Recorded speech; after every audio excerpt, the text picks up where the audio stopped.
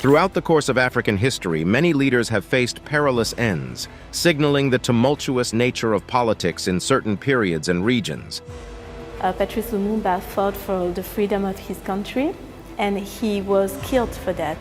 Assassinations, often a result of political unrest, coups, or ideological differences, have claimed the lives of various African presidents. This video delves into the lives and tragic ends of 15 African presidents who met their fate in the most dangerous ways, offering a window into the complex web of African political history. Number 1. Patrice Lumumba, Democratic Republic of the Congo. Patrice Emery Lumumba, born on July 2, 1925 in Onalua, Belgian Congo, rose to prominence as a nationalist leader, dedicated to securing independence for his homeland. As a fervent advocate for Pan-Africanism and Congolese nationalism, Lumumba envisioned a united Congo free from colonial shackles, where its vast natural resources would benefit its people rather than foreign powers. In June 1960, Lumumba's vision bore fruit as the Democratic Republic of the Congo achieved its independence from Belgium. He was appointed the country's first prime minister and immediately faced a series of formidable challenges. The young nation's abrupt transition from colonial rule meant that it lacked an experienced administrative apparatus. Moreover, regional secessionist movements, particularly the one led by Moise Tshombe in the mineral-rich province of Katanga, further exacerbated the fragile political situation. Lumumba's leadership style, marked by his assertiveness and refusal to be subordinate to Western interests, inevitably ruffled feathers. The Cold War landscape of the era also meant that superpowers like the United States and the Soviet Union were keenly interested in the direction the newly independent Congo would take. Lumumba's perceived leanings towards the Soviet bloc heightened Western anxieties.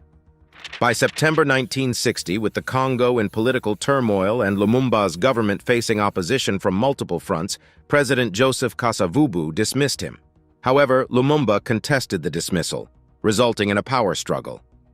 This culminated in his arrest in December by forces loyal to Joseph Mobutu, who had staged a coup with the backing of Western governments and corporate interests.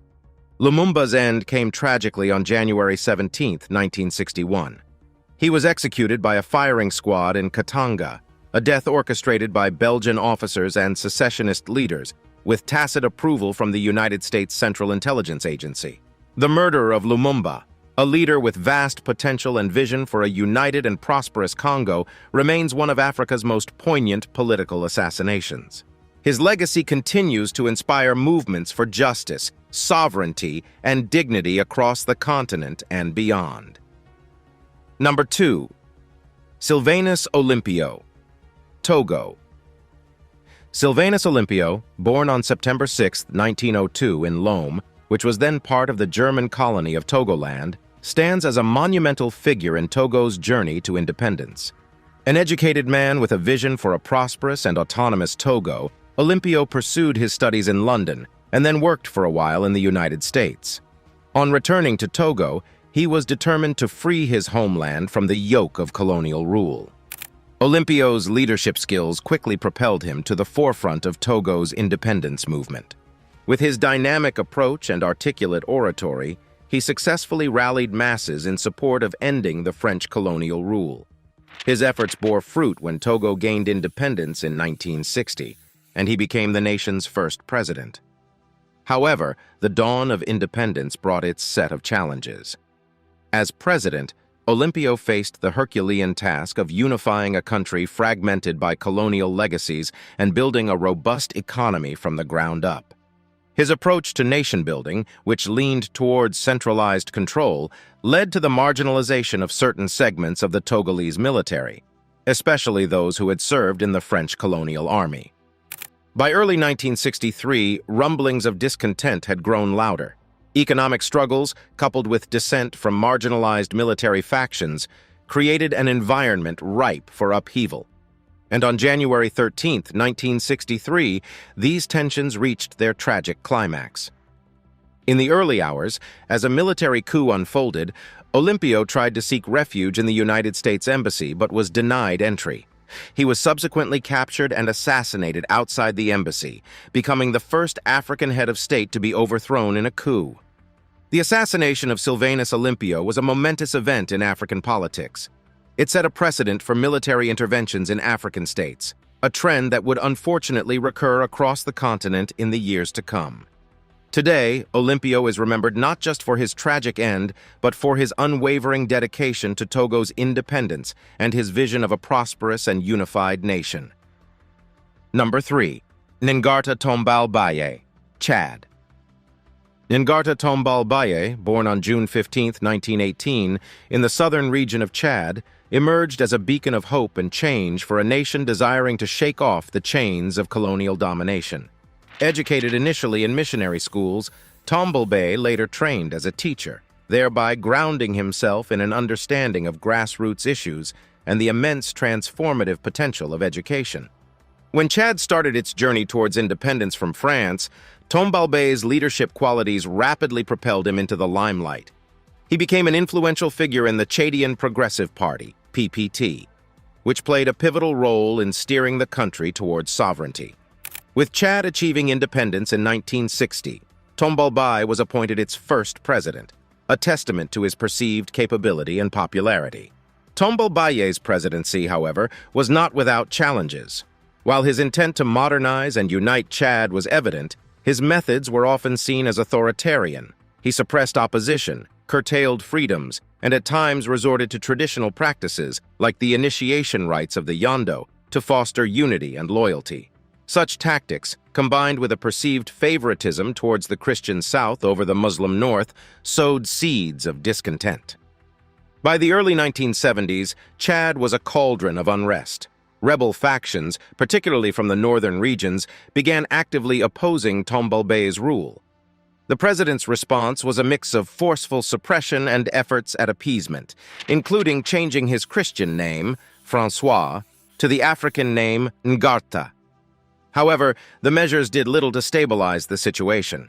On April 13, 1975, the mounting tensions culminated in a coup orchestrated by the Chadian military. Tombal Baye was arrested and, in a swift and brutal turn of events, executed. His assassination marked the end of his 15-year rule, a period that witnessed Chad's transformation from a colony to an independent nation grappling with the challenges of unity and identity. Tombal Baye's legacy remains complex. While his authoritarianism and divisive policies are criticized, he is also remembered as a leader who sought to build a modern, independent Chad, even if his methods were contentious. Number 4. Marion Ngouabi, Republic of the Congo. Marion Ngouabi, born on December 31, 1938, in Owondo, Republic of the Congo, stands out as one of Africa's youngest and most charismatic leaders. His early years in the military set the tone for his future leadership, exposing him to discipline, strategy, and the intricacies of power dynamics. An ardent Marxist, Ngouabi passionately believed in socialist principles as the path to true liberation and progress for post-colonial African nations. Ascending to power amidst a backdrop of political instability and multiple coups, Ngouabi took the reins of the Republic of the Congo in 1969. Under his leadership, the nation was renamed the People's Republic of the Congo, reflecting his socialist leanings. He established a single-party state under the Congolese Labour Party, PCT, and introduced socialist reforms aimed at nationalizing key sectors of the economy and decentralizing power. Ngouabi's rule, however, was fraught with challenges. The very forces that brought him to power, particularly the military, proved to be a double-edged sword. While he sought to diminish tribalism and promote national unity, his efforts often met with resistance. The nation's oil wealth, rather than being a boon, became a bone of contention, with various factions vying for control. Perhaps the most significant threat to Ngouabi's leadership came from internal opposition and repeated assassination attempts. Recognizing the challenges of ruling a post-colonial nation with diverse interests and legacies of mistrust, Ngouabi attempted to consolidate his power,